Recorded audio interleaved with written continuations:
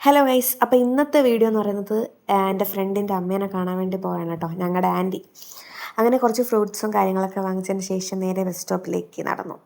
അവിടെ ചെന്ന് ഒരു 15 മിനിറ്റ് കഴിഞ്ഞപ്പോഴത്തേക്കും ബസ്സെത്തി.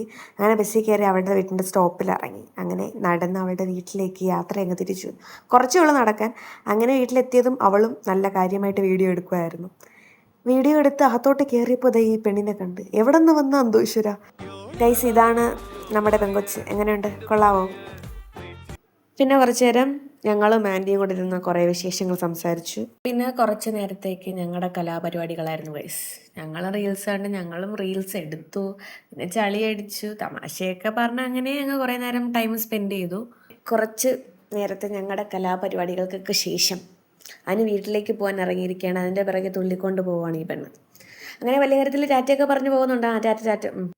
പിന്നെ കുറച്ച് ടൈം ഞാനും പൂജയും കൂടെ റീൽസൊക്കെ എടുത്ത് ഇങ്ങനെ ഇരുന്നു. അത് കഴിഞ്ഞ് ഞാൻ വീട്ടിലേക്ക് പോകാനായിട്ട് ഇറങ്ങി.